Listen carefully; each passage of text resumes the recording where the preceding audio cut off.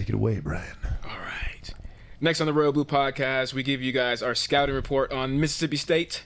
We'll provide you with the key matchups for the offense and the defense to prevail on Friday. Plus, we put Jamal Williams and Harvey Unga head-to-head. Let's get it. This is the Royal Blue Podcast by the players for the fans. I am your host, Brian Logan. The Royal Blue Podcast provides Cougar Nation with a weekly player's perspective look at all things Brigham Young football. No media talk here, just locker room talk. Big thanks to all the fans who are tuning in right now to the Royal Blue Podcast episode number 8, called Do Rankings Matter? And I am with Ross Oppo and our DJ Alan Seawright. Guys want to step up to the mics, introduce yourself? Ross Oppo, former wide receiver, Brian Logan's worst nightmare. Good one. Good one. Oh my goodness, bro! I wouldn't even go with Ross. Like, it got to a point where I was like, no, I don't want to go with you, Ross. You don't make me better. What's up, Alan? DJ. Alan Seawright, number 1 ranked DJ. Rankings do matter. Yes, rankings do matter. That is the title of episode 8. Happy that you guys can join us. And I know a company who cares about rankings, and to be more specific, website rankings. The name of this company is Boostability. All Royal Blue fans that own websites and are looking to increase visibility on Google, Yahoo, and all the search engines out there, give Boostability a call and let them know that the Royal Blue Podcast sent you, and you will receive a free website analysis and a free playbook. And this playbook is a game plan on how to increase your website rankings wherever they're at. If you're on page 2, 3, maybe even 10, maybe you don't know where your website rankings are at, but this playbook and this analysis will help increase your rankings to that first page of Google, to where you want to be. So, without further ado, let's get into this first quarter. And I'm going to start with this, guys. What does a win over Mississippi State do for this BYU football team? Well, before we even start with Mississippi State, I thought the win over Toledo was a big deal because, you know, they just had three losses in a row: Utah, UCLA, West Virginia. And then, you know, if they would have lost to Toledo, a P5 school, whatever you want to consider them. Although they're better than half of P5 schools though. this year. Yeah, they're good though. It would have. I've been kind of. I've been on an end like that where, you know, we've lost 4 games in a row, and you could see just the morale of the team just go down. People stop believing. You know, practices aren't as intense to some people just because they're, you know, oh well. I mean, we couldn't even beat Toledo, so what? You know, what's the point? We're garbage. What's the point of even practicing? We suck. What's the point of life, bro? Yeah, and I've even had teammates, hey, I'm going to schedule this test during practice since, you know, I mean, we're not even going to win anyway, so I'm going to take this test during practice. Oh, that's so true, man. Wow. That's so true. And I just gave him the eye roll or whatever. So bum. I want you on my team anyway. But I think the win, a win over Mississippi State is going to give them so much more momentum going forward. And, you know, I think Boise State would probably be the next toughest team, you know, on the schedule. So if they could beat Mississippi State, I don't see them losing any other games for the rest of the season. Also, they'll be bowl eligible. Yeah, yep. For sure. That's a good point, man. Because I think I said this in the last show with Mike. It was such a different vibe when you're losing like that, and it's true. It's like, bro, push me down the stairs real fast so I could, you know, get hurt for, you know, this one practice. I'm not trying to practice or whatever the case is.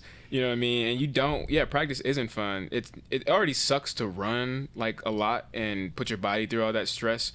But then you do it when you're losing, and it's like, man, isn't it like 10 times worse? It hurts even more. Right? It really hurts. Like, dang, man, I didn't know my hamstring was feeling like that. Like, where'd I get this bruise at? On my left chest muscle. The heck?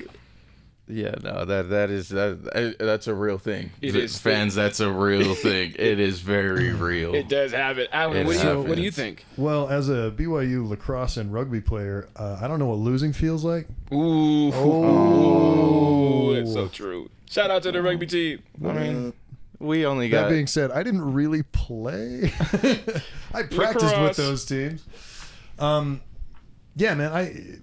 The Mississippi State win would be, obviously a big deal. Even though they're down this year, they're still SEC West. They're still a good team. There's still a lot of talent.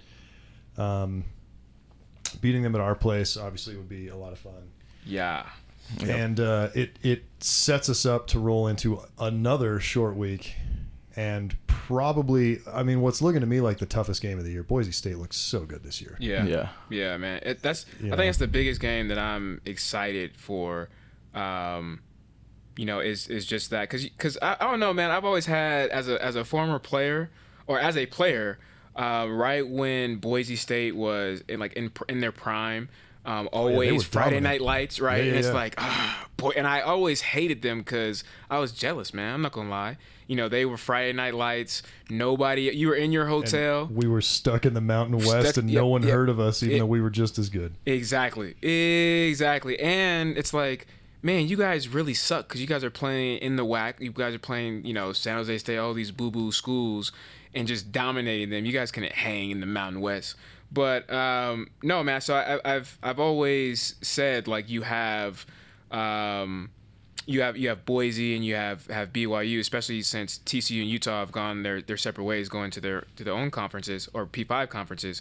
You kind of have those two that are left out. So I just think just naturally you have that rivalry of like G5, schools, like who is the best on the field, because we know there's so many politics with money and facilities, and there's so many other requirements that you have when it comes to a P5 school. But when you go head to head and just straight up like on the field, talent versus talent, BYU and Boise are definitely, I would consider them rivals. Yeah, absolutely. And I'm honestly thinking about driving up to Boise to watch the game, although I don't know if I could handle staring at the Smurf Turf live for 4 hours in real life. Like, it's bad enough on TV. Can you imagine what that does to your eyes? It's bad enough on the field. I'm sure it's awful, right? It's like there were times in the games where the players were blending in with the field. Yeah. It was kind of ridiculous to me. So you couldn't see? I'm not gonna say they were invisible, but they were. It was almost like a camouflage. Man, at they some was cheating. point. That's why they beat us, because we couldn't see him, man. They got all their players on the sideline, all wearing blue. Their whole field is blue. Honestly, So then you don't even know. Who's in the game, right? Like, honestly, that game in 2012 was so close that I would blame the Smurf Turf for that loss. Yeah, I would. See, all things being equal, you play that on green grass, I think we win. That's that game. true, Alan. That's so right though, because look, it like the turf may not have made like a huge difference, like a big play or like an interception or whatever. But hey, what about a missed tackle, right? Or a simple misassignment. That's all. It's a game of inches. Football, ladies and gentlemen, right? Game of inches, and there's like 2 or 3 plays. This goes up to the NFL, the highest level. Yeah, there's about 2-3 plays that we would have had. Would have been turned right back around. It was 77-3 though, Coach. Yeah, 3 plays, will do that to you. Mm-hmm. Next question. Ross. yo. Something that I want to maybe tease a little bit, jump a little bit forward, is kind of just the differences between G5 and P5 schools, while we're on the topic of it, and just the differences of just the talent and what you've seen while you've been through independence. And, one week you're playing against New Mexico State, and the next week you're playing against, Michigan State.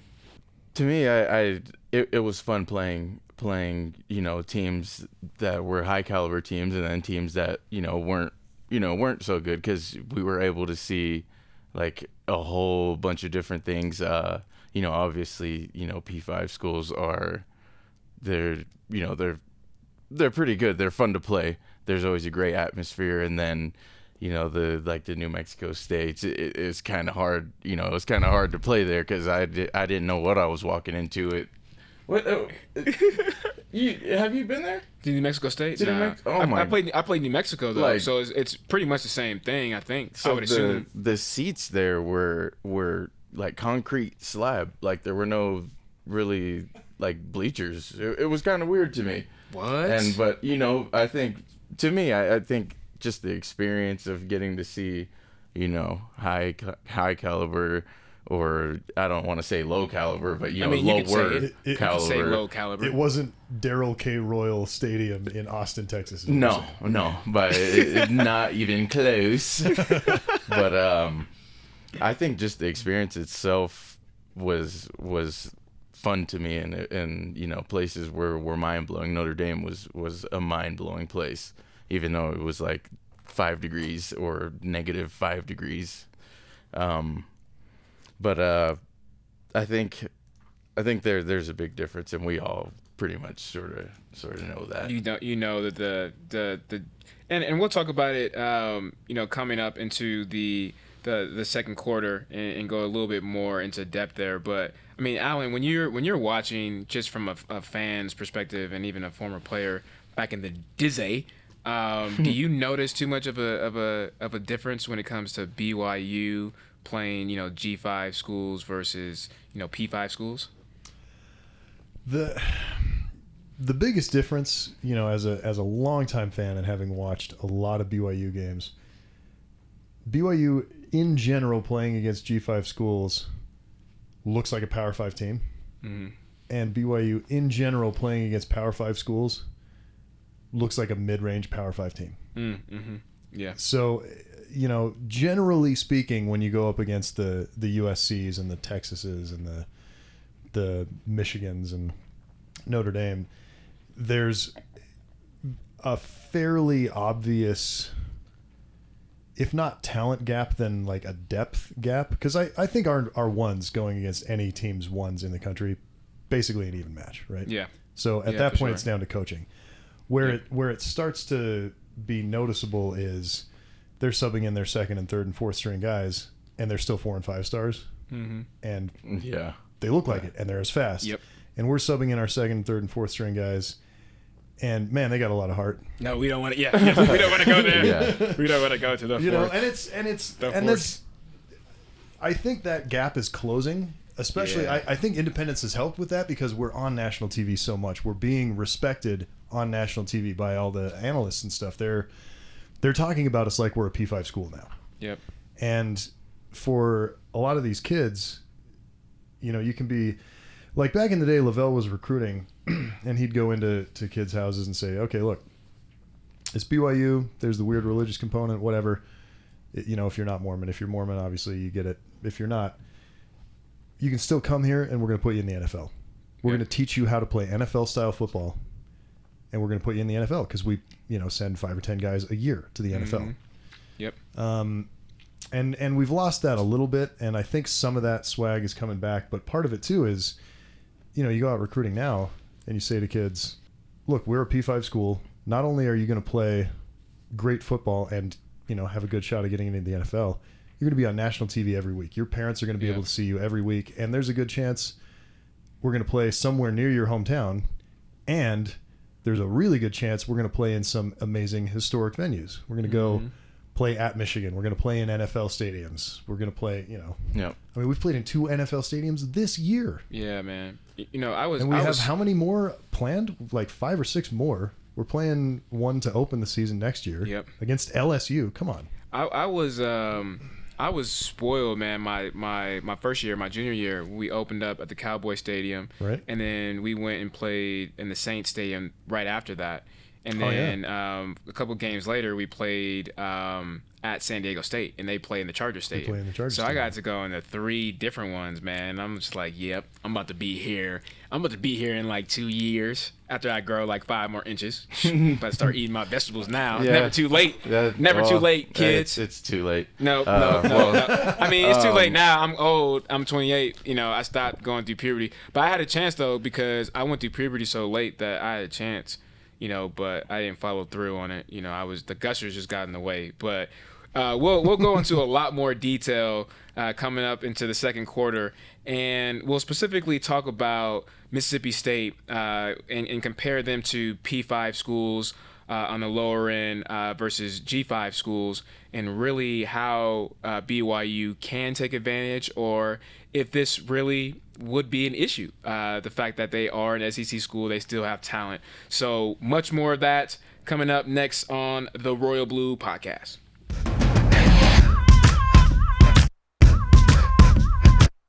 Welcome back to the Royal Blue Podcast by the players for the fans. You can download and subscribe to the podcast in a number of different ways. We are now on iTunes, TuneIn Radio, Google Play, Stitcher, all of the above.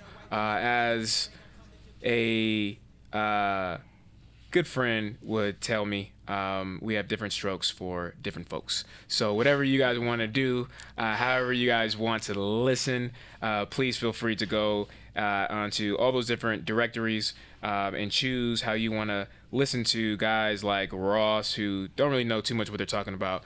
But my DJ, our DJ, Alan, you can't really listen to offensive guys too much. But hey, you can always listen to our DJ, Alan Seawright, who's an the producer. offensive guy. Yes, right, yeah, yes. Nice. Yeah. Well, because of the swearing. Alan, and the dirty jokes. You're a DJ, man. You could do whatever you want to do. So, anybody that has iTunes, especially, if you guys can go and leave us a review, that would be wonderful.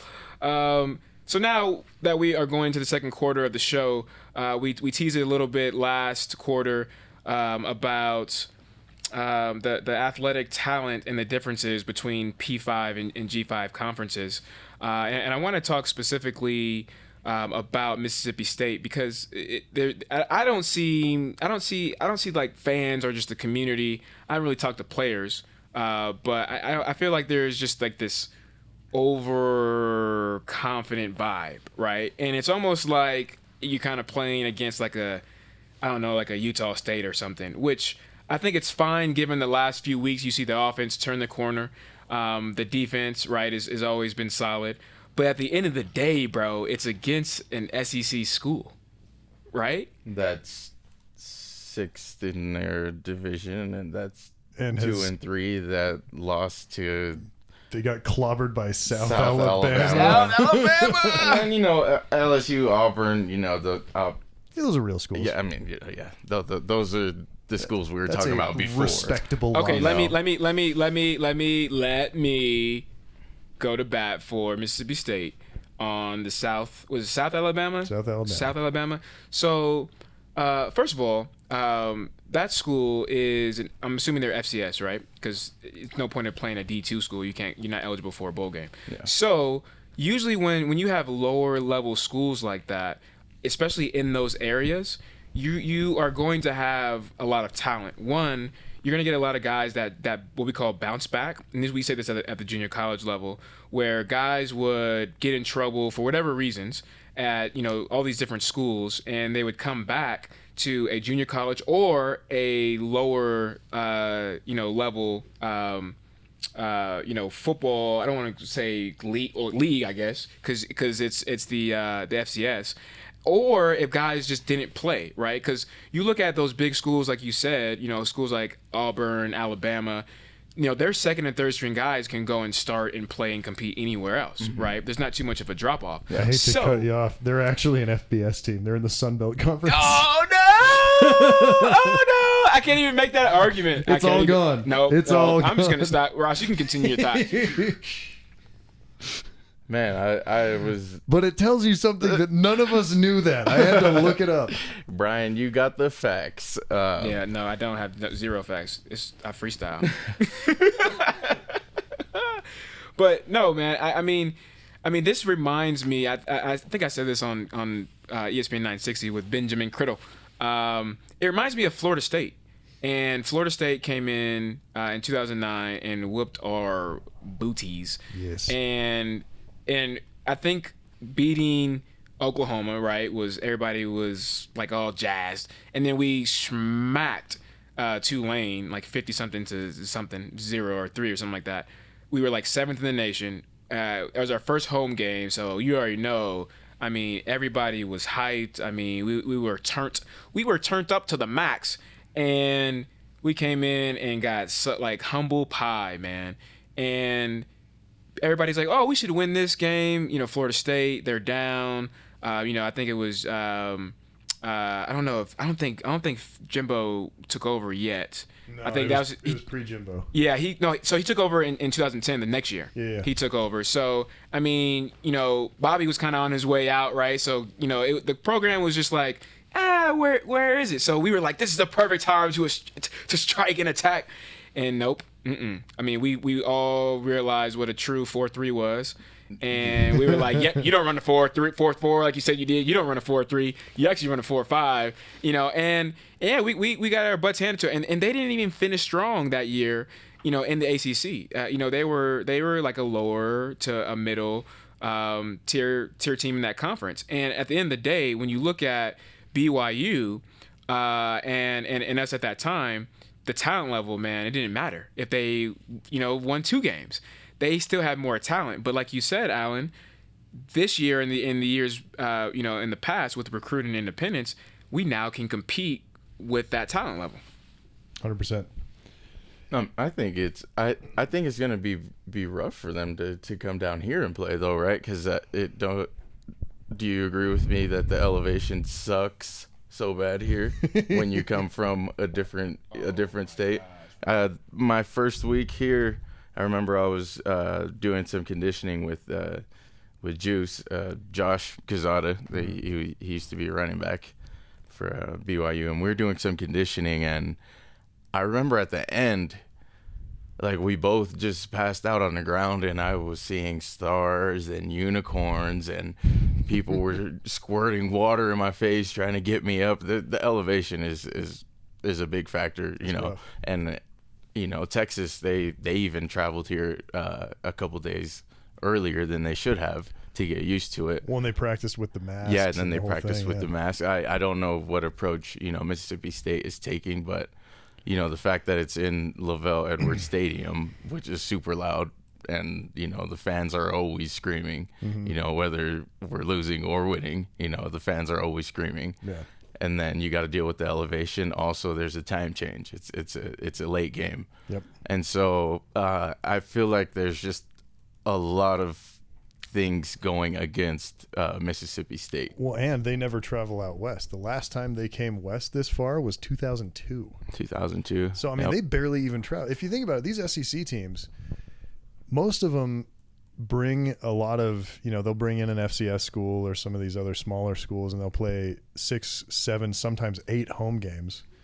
And then when they go on the road, they're not traveling very far. They're going to the next state over. Yeah. They're not doing what we do, where we're flying 3-4 hours every game. Yeah, there's like a stat or something that like this is in years since Mississippi State has come west. Since 2002. So it's been 14 years since they've come west of, I think, the Mississippi maybe or something. It doesn't happen. And you know what, man, I've heard this somewhere and I can't remember, but I think this brings up an interesting conversation, which is, as BYU starts to really compete with these P5 schools, I think somebody said, I'm concerned that nobody's going to want to schedule them anymore. Do you think that's the case? No. Think they'll still get... I think the higher profile school we are, the more. I mean, I know how players think, obviously, because I've been around you guys a bunch. Mm-hmm. I've been around athletic directors enough. With doing the show last year, I was around Tom Holmoe a bunch, but I got to meet a bunch of the athletic directors of the other schools. I met a bunch of the coaches of the other schools, and they all want to compete. Yeah. And if we're competitive and we're good, people are going to want to come to Provo and punch us in the mouth. Because if we're doing, it seems like Tom Holmoe has kind of gotten this down to a science where, we get these big schools and we do a home neutral. Mm-hmm. And that's awesome. As a fan, I love that because, for the players, they get to go play in some NFL stadium somewhere. And let's face it, it's basically a home game because we bring more fans. Yeah. To Phoenix than Arizona every does. Time. Yeah. No matter where you go, it's like tons of fans. Their stadium in is DC, full we of had our almost fans. 20,000 fans. Bro, it's so fun, man, to like how, like, it's embarrassing, man. I feel bad talking trash and smack. Like, bro, you didn't even get your fans here, man. Like, first of all, look at the scoreboard. Second of all, like, where are your fans at, man? Like, I don't, like, what's going on, dude? But it does something to you as a player, like, to see that because we went to the firesides, and I mean, they don't do that now, right? They don't do pre firesides, but that got us juiced to have the firesides packed. And you know there's going to be way more fans there, you know, at the game where there's more room and whatnot. But there would be, I remember firesides where, like, out of the hallway and you know, fans were there lined up. And to see that is just like, man, these guys really got our back. You know, they really love and support us. And then you get on the field and it's like they're louder than their fans. It changes the game, man. I don't really think about Arizona and kicking that game-winning field goal. If it was crazy, you know, 40,000 and maybe 40, you know, or maybe 10,000 BYU fans. You know what I mean? Like, rocking, you know, everything's going. I mean, what do you think is going through each and every player of on that field goal team? You know what I mean? To hear that shaking, to hear, like, you get rattled, man. It's like, I don't play NCAA, but I know you do, Ross. Like, as far as you know, football and stuff like that, you can tap that circle button, you know. Rattle the players. Yeah. I don't play football games. I suck at video games. There's a reason why. But I don't have my game plugged into my TV because I suck so bad. But yeah, the crowd factor is huge, and you know, BYU, I don't know how they do it, but somehow they always bring equal or more fans, you know, to away games, or even a neutral site games. And then we travel really well to away games too. Yeah, and because of that, and just I think the better we are, the more we're going to be able to schedule, you know, not just Power 5 schools, but some of the elites, you know, the USCs, the Michigans, you know, I know tons of fans want to see us play Alabama. I personally couldn't care less about playing Alabama. I'm happy to play teams from the SEC. I don't care about Bama. I think fans shouldn't be too concerned, because when you look at the Big 12 and some of the issues that they've had, you know, in the past, and the talks about expanding or whatnot, and a lot, right? Ooh. I know, right? And you had a lot to do with it had a lot to do with the pregame and their or pre-conference, right? And scheduling all these weak schools, these whack schools, and BYU is an opponent that everybody deems, you know, P5 worthy, and you know, especially more schools on the West Coast like Arizona or, you know, Pac-12. You know, even the Big 12, it's like, yeah, even if we do schedule home and home, travel is not that far. It does suck to do, like, come up to elevation, but yeah, I mean, these guys could be in a conference. If we do beat them, it is a quality win, and you know, versus a smaller school like a San Diego State or something like that. So it just helps my case trying to get into the college football playoffs. But it's risky though, man. It's risky. It's risky, but the potential upside, I think, is bigger for these schools than the potential downside, because the revenue is going to be higher. Yep. ESPN wants to pay more money for these games, especially the neutral site games. Both of those teams are walking away with a good chunk of change. Yep. And then at your home game, you're going to fill up your stadium because everybody wants to see you beat BYU. Mm-hmm. And at your away game, you get to come to Provo, which, there's it's a high elevation, and you're probably going to lose because we don't lose very often in Provo, but you get to come to one of the most beautiful stadiums in the country, and if you beat us in Provo, hey, that's something to brag about, right? Yeah, it is, man. And talk about stadiums, bro. We I think we're like number 2 in the nation. I think Washington's number 1. Yeah. Have you been to the Washington Stadium? No, I haven't been there. I've seen some pictures though. You've been there, right? Did you play there? I played against Washington, but not at their place. Here? Yeah, I played them home in 2010. We played them in a bowl game. Where were we at? See, I won though. Oh, we won in 2010. Oh, that's right. Yeah. You guys got beat, right? Yeah, we won ended up 2010.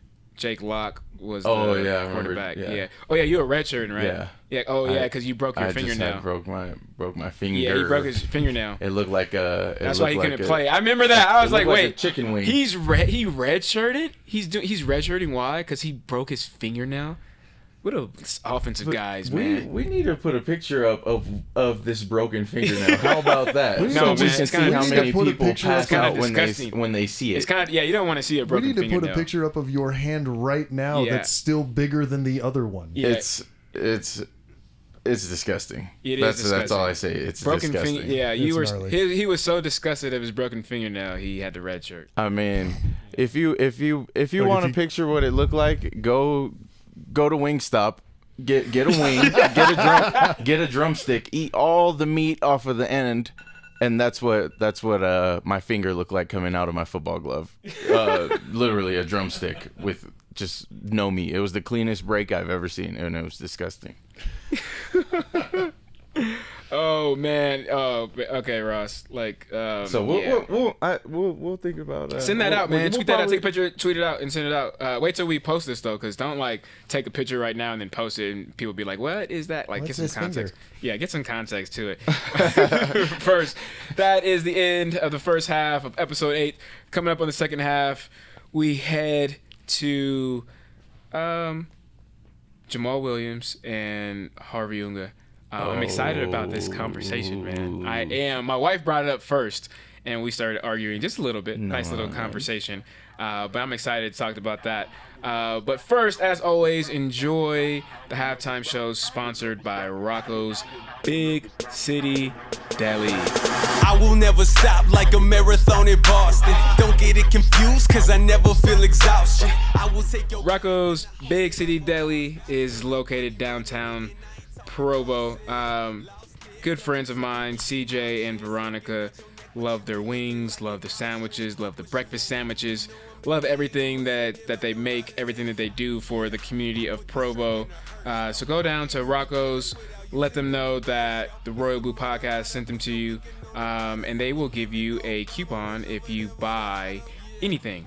I'm not sure if that is true, but I will make up for it for CJ's podcast. got so many bars that you thought I was a criminal. Rap it till my head is off. Homie, I will never stop. Welcome back to the Royal Blue Podcast, where all of your dreams come true. All of the topics and the conversations will be inspired by you guys, the fans. You guys do everything for this show, so we appreciate you guys. And if you haven't done so, please get to social media and follow us on Twitter, Facebook, Instagram, Pinterest, and LinkedIn. Yes, do it now. Yes, Hurry. now. Give us 5 Tired of stars on waiting. iTunes, Yes, Google Play. I need 5 Do that stars. stuff. I need 7 stars on iTunes, please. That means you got to leave 2 reviews. First one's 5, the next one's 2. No, don't do that. No. Don't do that. So I need 10 stars. 5 stars on the thing, and then just write star for the review. Yes, okay, that's way better, Alan. See, Alan, It's where not would we better. be without Alan, man? Nowhere. We wouldn't even be in this building. We wouldn't have any equipment. We would be bums in a garage. But instead, we get this high quality sound system, all the above. So thank you, DJ. Put some respect on his name. Put some respect on it. Right, respect. We are now entering into the second half of the show. Let's get into some of these matchups. Real quick, I got to chime in with another update on how misinformed we are about South Alabama. This was not a good loss. They started playing football in 2009. Ooh. They transitioned to the FBS in 2013. Ooh, no. Mississippi State might not be that good. Yeah, maybe not that good. Well, you know what? These guys are young. Still important man. to win. Let's we still got to win. We still got to win convincingly. I mean, how cool is that, Ross? Like, you probably wish you could have done this. Yes, I'm making fun of you. But to go back and say, look, we beat the Pac-12, we beat the Big 12, we beat the Big 10. I mean, to have, the SEC, to have those bragging rights at the end of the year, I mean, how different is that for a recruiting standpoint? Instead of having Arizona State in your living room saying, oh yeah, we're the Pac-12, we got Oregon, we got this, we send this. I mean, how would you feel as a we lose as to a them a player? lot. Yeah, right. I mean, my first college game was against Ole Miss, and we ended up beating them, and I thought that was the coolest thing, to start off your career playing Ole Miss, and we weren't supposed to beat them, and we ended up hurting like all three of their starting running backs. Oh, I don't know what happened to their quarterback. I think he left the game after he saw his friends go down. No, he got concussed. Was that what it was? Yeah, he got concussed, and two of the three starting running that man. Yeah, man. three running backs. I know all three of them got hurt, but it's a big deal, and especially for recruiting, it's a big deal, and that's why you see oh man, who could I even throw out there? I don't think the Warner Brothers are here if we're not playing this schedule. Yeah. I mean, that's a perfect example right there, and that's kind of how I had put when I was in high school, my recruiting process. That's kind of how I judge things and came up with my decision. You had big schools, right? You had some big offers, right? I had a couple, Yeah. Well, it wasn't too much. I just a couple. Yeah, you had a couple here and there. Being I was able like, to why play, did he come to BYU? He's stupid. being able to play all these all these different teams, it's fun. It's fun to me. It's I think it's fun to everybody because you get to it's something different every year. And it's not like, oh, we got to go back to Air Force Stadium. Oh, we got to go back and play at New Mexico Stadium. It's always fun to see something new. And like I said, earlier, Notre Dame was like one of the funnest places I've ever been to. Notre Dame. And it's just like so historical. And so it's a big deal. That would have been fun, man. So I'm trying to pull up this the scouting report that we created, and it has to do with Mississippi State's rankings, just in a couple different categories: offense, defense, and special teams. Obviously, this is a nice little sponsored content by Boostability. Since they work and deal with all things website rankings, we wanted to display where Mississippi State is ranking versus BYU in those different categories. And I think the biggest thing that I see is the scoring offense. When you look at BYU having 400 and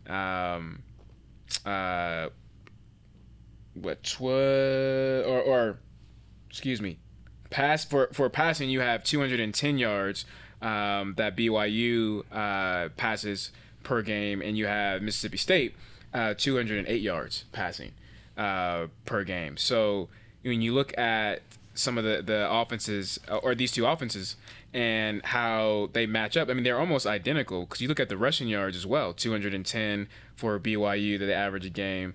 Mississippi State 196, right? So I mean, I think you are going into a game where you are very familiar with the type of athletes that you're getting on both sides of the ball. Ross, when you are going up against an offense that is struggling, if I'm a defensive player, and you as an offense, that you guys are struggling, what are some things that your coaches have done to help improve that struggle? Besides cussing us out and telling us that we have to drink the water and not the Gatorade until we put up points. I mean, they pretty much, it was just black and white. Like, you guys, somebody needs to step up and be a leader here, or you're going to lose a game. And these are quoted words. I'm not going to say which coach. You're going to go home and you're going to be a loser. And so, I think I know who that one is. And so then in the back of your head, do I want to be a loser? And so, I mean, just along those lines, coaches would just tell you straight up, like, it's nothing, our talent, it has nothing to do with our talent. It's just, we need to execute. That's what it comes down to is the execution, and that's always the speech that we got was, you guys are good players. That you wouldn't be here if you were a bad player, but upstairs mentally, you guys need to pick it up, and that's always been a speech, and I coach now, and that's what I tell my guys. I'm like, you guys aren't bad. It's just you gotta have it upstairs mentally. You're a good man, bro. I'd be like, you guys suck. Get up, sit on the bench. Give me your helmet so you can't sneak in. Like, where's so-and-so? Oh, he got a concussion, man. Concussion? I didn't know that. Yeah, he can't think. He's stupid. No, I just gave him one 5 minutes ago. That's all it was. So I give Mississippi State, a little bit of leeway just because, they are young. So, you have those 3-4 star guys, 5-star kids, but when you're young, it's always hard and it's always a struggle. And when you have a offense that is struggling due to youth, and it's a different type of youth, because you look at BYU and their offense, and they struggled. You could say it's inexperience, but that's just really with the system, right? A lot of the players, they had actual reps and game reps, and they understood, just the overall concept of the actual scheme, and what you're trying to get accomplished with the offense. And stuff like that, it takes time, man. You got to see those reps, dude. I can't say it enough with practice reps. Practice reps don't do a darn thing to you. You got to see it in live form. You have to literally go up against different types of fronts and different types of schemes, and then different types of players. One player 1 week may be big and strong, so you may be able to beat them through quickness, and vice versa. And so you always have to change it up and learn different styles and different techniques. But with this team, I mean, you talk about the youth and the inexperience is straight up just levels, right? I mean, a lot of these kids come from that yellow bus is what we call it. When you were at prom a couple months ago, you know what I mean? And I think that's where the advantage is. So I didn't want to sound like I'm scared, of Mississippi State. I think the simple fact that BYU has that experience, over a team that's young, gives them the edge, especially when you look at the offense. Yeah. I mean, for me, it's a classic trap game. Like, Mississippi State has a lot of talent. I don't, like Ross was saying, I'm not convinced they have more talent than we do, but they're very talented. Yep. They don't have the game experience that we've got. They probably don't have the confidence that we've got, and that can be a two-edged sword. But it's swag, and the swag, and that's. I will stop being nervous about this game, because I'm nervous about it right now. I will stop being nervous about this game as soon as Jamal breaks off a big run and Taysom scrambles for a third down conversion. Those two things happen, and Taysom pops up and does his Taysom thing where he's like, "Look out, I'm Thor." Captain America. He should be Thor, Captain America for Halloween. I don't know if like I'm on the same level of worriedness as you are, Alan. So I cut Squally's hair last night. I cut his hair every week. I cut Jamal's hair every week. Is there anything you can do with this curly blonde stuff? We'll probably he only cuts we'll probably go bald. Hair. We'll just do go bald. straight He bald. only cuts black people's hair. I just look like a pirate. I got scars all over my head. Ross, you can't use any clippers with that. You have to use scissors. Straight scissors. Straight scissors, like super snap. cuts. Oh, like, it's okay. I cut Jonda's hair too. So. You know when you get. Oh, okay. Yeah. Okay, John, your hair looks nice. I approve. Give it up. I approve, Ross. Yeah, but when I was talking to Squally last night, he had brought up the Michigan State game, and that was one of the games that I actually thought, we were gonna take the L. Oh, sure, yeah. And he was like, they were not even close to being as physical as we thought. He said it almost didn't even seem like a Michigan State team, right. And so. It's well, and he would know. He carried 5 of them about 12 yards on that one play. Yeah, carried half the defense down. And so having them win not the Mississippi State game, the Michigan State game, and then hearing him say that, it's good to hear that, they weren't even as good as we thought. We were more physical than they were. But what's gonna happen against Mississippi State? Unless some miraculous thing happens, I don't think we should really be too worried. But as you said, we do need to get the win before we say anything. We got to get the win before we say anything. And I'm worried. Like I said, I'm worried until those two things happen. I expect those two things to happen on the first drive. Yeah. Mm-hmm. Yep. Yeah. It's one of those things where I think we come out and it just gets back to I love Ty Detmer's aggression on his play calling. Like, I think we're going to go out and do some crazy stuff on that first drive and just trick them up. Well, if they get to the red zone, man, looking at my my scouting report, we're pretty good at it. Yeah, 96%, which is 7th in the nation in the red zone. And obviously, when you have Jamal down there, but I think I said this on after further review on BYU TV on Tuesday.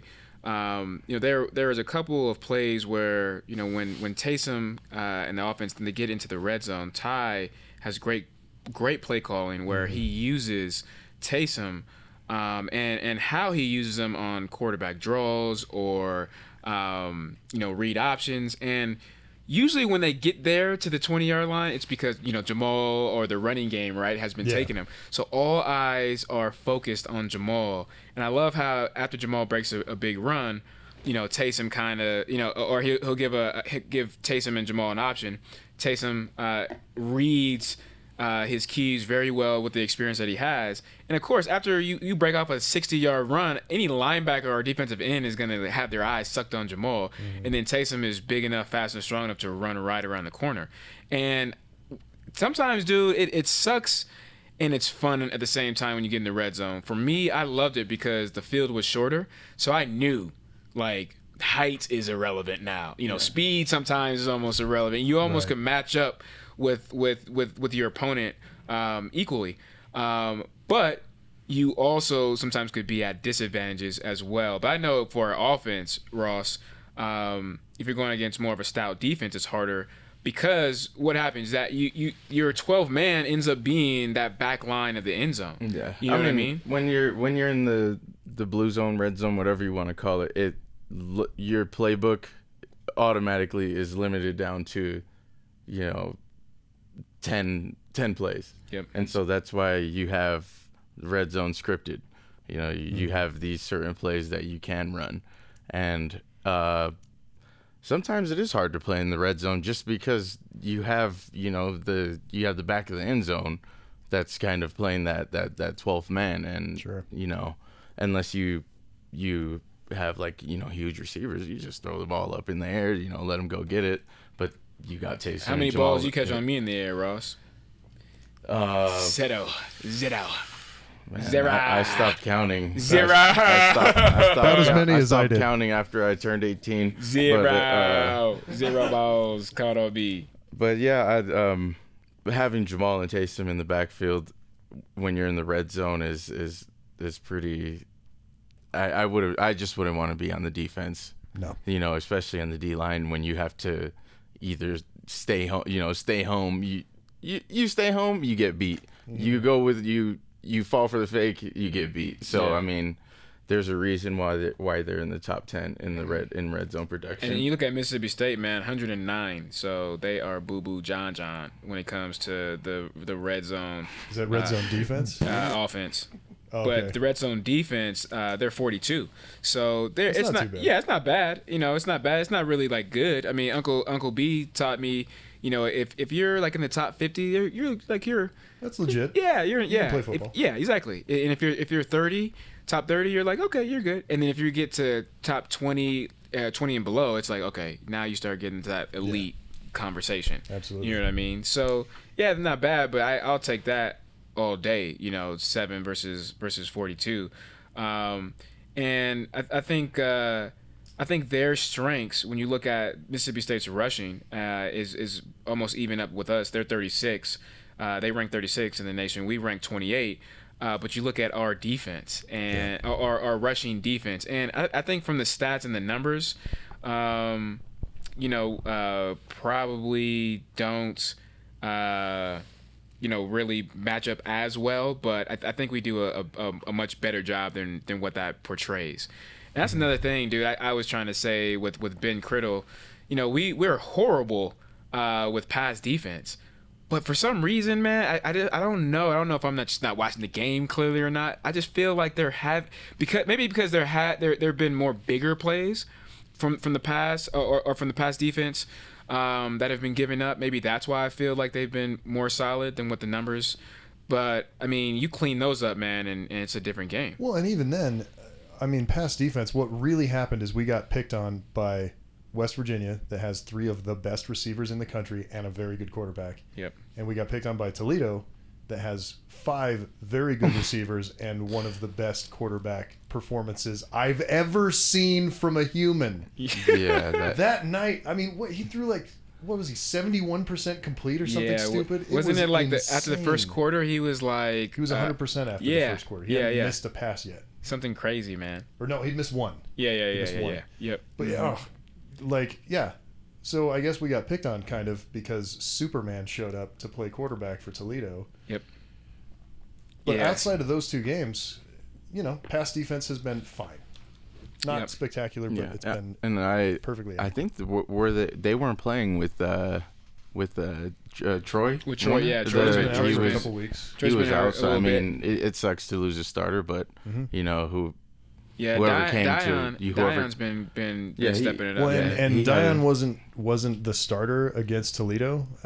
Who was it? The freshman kid got picked on a lot, and I think he's going to be really good, but he was outclassed by that team. They knew what they were doing, and he didn't. Straight baptized, man. That's just what happens when you have the injuries and Wilcox, the drop off. Yeah. But that's what happens when you have what we've been saying, right? With the talent and the drop off, you get to those third string guys, and you don't see it, like you said, traditionally that it's been like that, but more and more those second, third string guys are starting to come in, and there's no drop off. So and for him, it's not a talent drop off; it's just an experience. I mean, kid's a true freshman. Exactly. He was at prom 5 months ago. Those were his first meaningful snaps, and he's playing against God as a quarterback. And I would have been mad, man. Like I wasn't even gonna play this year, man. Hitting your boys back up at home, like, bro, I wasn't supposed to play, bro. It's not even my fault, man. They said I was redshirting, and then they put me on the field. Right? How am I supposed to deal with that? How it is, I didn't even lift that week, man. Right? I didn't even see why. I didn't watch no film, dog. Like, shoot, man, I'm hot right now. They messing up my chances to go to the league, bro. I'm about to transfer. But I'm supposed to go to the league, right? I'm about to go to the league, dog. I'm supposed to go, but this red shirt thing, it's all messed up, bro. Just don't worry about it. Bro. We gonna get Let's just go eat somewhere, Right. That's real life. Let's let the conversations literally happen. And we just look at people like, give me a cleat. Ross, give me a cleat. I'm going to throw it at his head. Hurry up. No, my shoulder hurt. Here's 10 cleats. Throw all 10 of these at his head. Oh, man. I'm stopping with you knuckleheads. That's the end of the third quarter. Coming up later, going into the fourth quarter, which is so sad. End of the show. We discuss the matchup of all matchups. Mr. Swag Daddy and his opportunity to make history, and how Harvey Unga feels about that. Coming up next in the fourth quarter of the Royal Blue Podcast. It's 4 inches and I'm going right at them. Keep me from getting money, I won't let them. No matter their size, I'm getting by. Put the pedal to the metal. I bust right through. All that's left is the rebel. All I see is the... Welcome back to the Royal Blue Podcast. I am with Ross Oppo and our DJ, Alan Seawright. This is the fourth quarter. I'm kind of sad because I'm having so much fun with these guys. And I'm having fun with you guys as fans as well. You guys keep us on our toes, continuing to ask for more and more content. So we're trying our hardest. Just give us a little bit longer, and we should have everything a little bit more buttoned up, man. But this is all possible because of you guys, all of your reviews, and just getting the word out there, man. So appreciate you guys. And to people that are listening right now for the first time, you guys can become a part of the Royal Blue family by going to our website, www.theroyalbluepodcast.com. Go ahead and click the subscribe button at the top of the menu bar. Submit your email, and that will give you access to us as players. Any questions that you guys want, please submit that to us. And we'll also send you guys questionnaires and polls and surveys so that you guys can continue to drive all the topics and all the conversations. Do it. So, do it today. Right Join now. the Ask family. questions. Right, Ask the questions. Right now. Push pause and then go ahead and subscribe. No, you don't got to do that. You can Unless listen you're while you're driving doing in your it. car, and then do it when you get home. Right. You got the baby in your arms. Put the baby on the ground. Pick the laptop Yes. up. Do what you got to do. Yes, a baby. actually, if It's you're in the not going car, anywhere. just pull over to the side and then do it. Then subscribe. Yep. Or just It's like I-15 is driving just and- going to shut down for a minute. Right. You tell the cops that it was Ross Apollo's fault. Let's get to. I'll get you out of that ticket. What are we getting to? Let's get to Jamal's history opportunity and just his performance and I think the biggest thing that I want to address. This is really what my wife was. Harvey did it in 3 years. Jamal has 4. What do you say about that, Ross? That speaks a lot of volumes for Jamal. And he came in, and I remember when he was when he first got here, and he was 16. Mm-hmm. A 16-year-old was in the rotation for running back for us, and he, the first glimpses of what he showed, like at the first practice, we all knew Jamal was going to be a great player. Yeah. And it just so happened that he's going to break the record, and then more.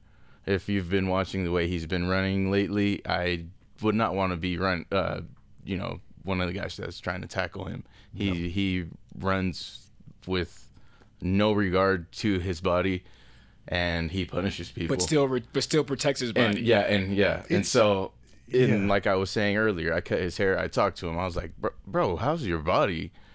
He's like, he shrugged his shoulders. He did his little lip thing. It's cool, It's but good. I'm just a little tired. That's all, because practice was early. I'm like, so you're not sore or anything? I think I'm a little sore. I'm not sure. So I mean, at this point, and he's still not feeling those the pains of the season.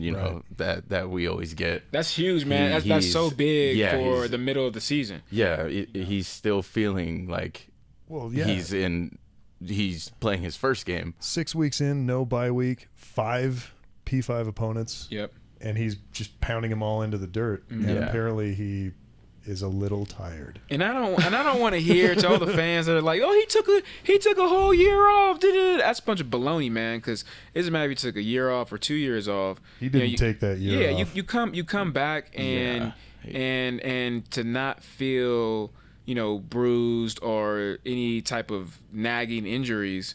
That speaks more to your training in the off season. It speaks to your camp and the people that put you in those drills and put you on those meal plans and really helped you take care of your body. It has nothing to do with you taking it off. You know what I mean? Because he's still working hard. He's still grinding. And a player like Jamal isn't gonna get hit anyway. Outside of the offseason, outside of the season, when you get in the offseason, nobody touches Jamal in spring ball.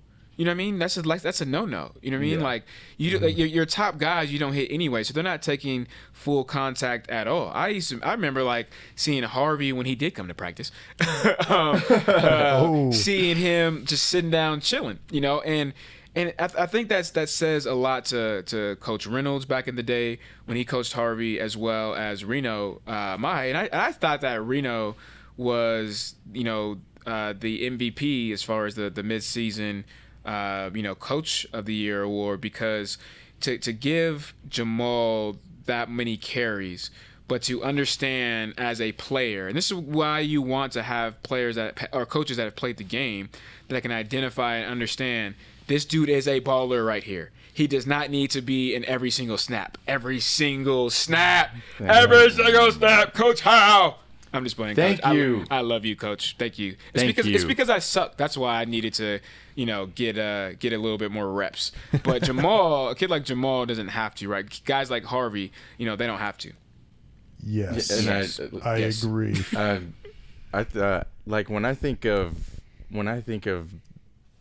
BYU running back, BYU like a running back, I always think of Harvey. Like he's the first person that pops into my Is it head. because he's Polynesian? Yeah, and we have family ties. We're cool. Like Okay. and we're cool. But even So besides, you're saying that's your fifth cousin on your mother's uncle side? It's an island thing, man. Somewhere around there. I don't even pretend My to get mom's it. mom was a Lungy, and then or the Lungy name that it goes around. And they're all Polynesians are related See, somehow. bro, that's So, the real that's but- the real Adam and Eve story right there. It's like Yeah. everybody's cousins and brothers and sisters and always in some shape or form. Yeah, so I mean, for Jamal to do to break his record is crazy because now all of a sudden it's like Jamal, like now I'm gonna think of Jamal whenever I think of like BYU a top BYU running back. It's just like Jamal. And it's probably been like that for me since the beginning of the season. Yeah. I've been saying Jamal's going to be a beast. Yeah. And Definitely, man. He's So definitely one turned out to be argument that my wife was saying was Harvey did it in 3 years, Jamal did it in 4 years. But I said, look, Jamal is coming off of an injury, Yep. right? Harvey had a lot of talent, behind Mm-hmm. him. He had Max, Dennis, and even Andrew, right? Well, and Two he had tight that, ends. He had that O-line, man. O-line too. Yeah. Yep. How many of those guys from the 09 season went to the NFL? Well, of them? you got to think about the guys prior too, right? Guys, Yeah. even though guys weren't getting drafted, guys were still getting They free were agent. playing. Yeah, Yeah. they were still getting free agent looks and opportunities. And what I've learned from Coach Weber, who coached here at BYU, he's the offensive line coach. He said from talent all the way just across the board in the NFL, after the 5th round, usually everybody's on the same playing field. Mm-hmm. It's literally like who is the best available, rather than like that need. And then if you get drafted 5th to 7th, he said that you would almost want to be a free agent. Like, yeah, it's nice to have that money, but now you're kind of in a situation where you are forced to be on a team compared to as a free agent, I get to choose, right? Well, you don't have any linemen. Like I'm gonna go to this team, Right. And so with that being said, just because you don't get drafted and you're in that range, or if you're in that range, you don't get drafted, you still have that talent. So he did have a lot of talent behind him, and I like Harvey's a whole nother level, man. But I'm just saying, I think it's equal when you look at Harvey's 3 years versus Jamal's 4, because you also got to look at the talent that Jamal plays against. P5. That's a huge difference. We told Ross couldn't catch no balls against P5 corners. I couldn't get no interceptions. Oh, your face! I couldn't get any interceptions against P5 receivers. But no, it's just different, man. So I don't really a lot of people have these arguments or whatever, but I think it kind of is equal playing field when you look at all of those items and look at it from a big picture. I mean, a record is a record regardless of if you did it in 1 year or if you did it in 10 years. It's a record.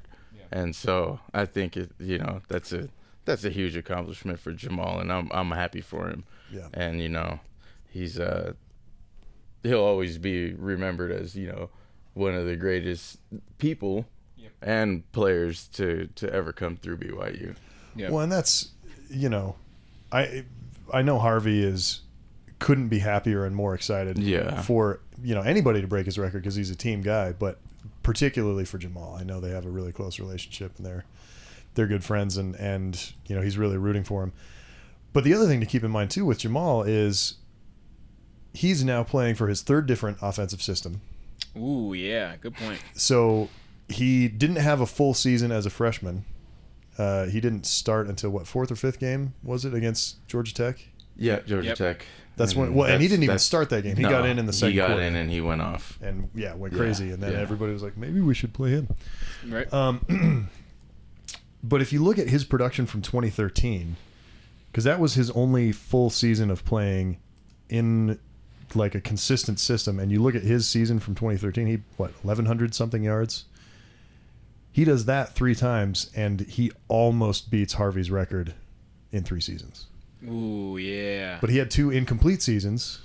Yep. And and then we're looking at this one. If he finishes this season without an injury, it may be a bit of an uphill battle against Mississippi State, but I thought the same thing against Michigan State. So who knows? Maybe he'll put 200 yards on him. Right. Boise State's going to be a challenge. The other teams we're playing against, he's going to put 200 yards on all of He should probably end this season with the best season a BYU running backs ever had, beating Luke Staley from 2001. Ooh-wee.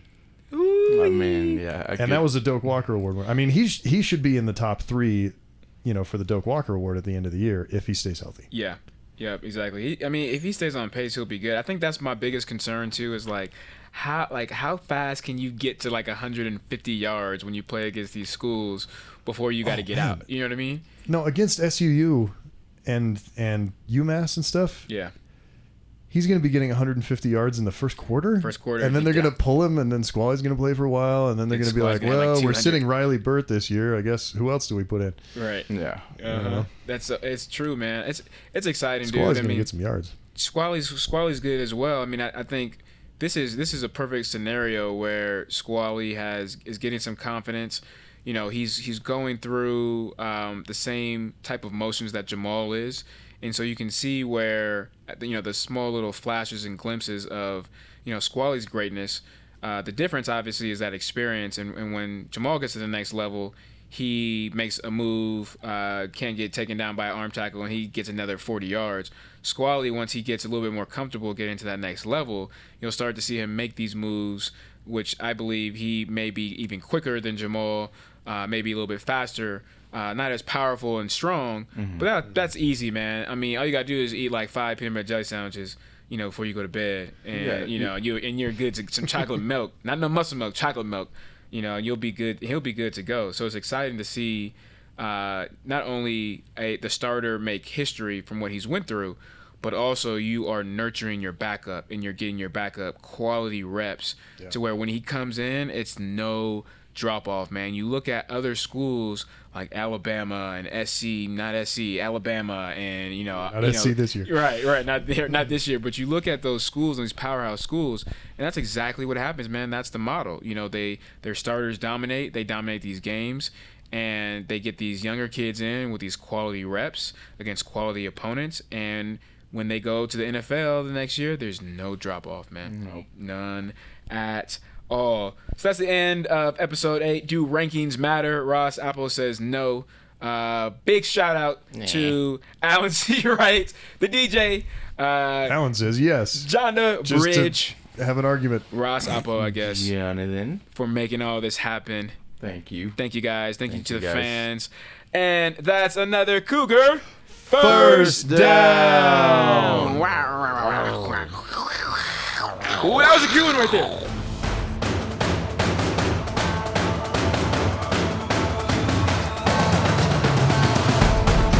More cowbell. Dum, dum, dum, dum, dum, dum, dum, dum, dum. Because it's Mississippi State. Cowbells.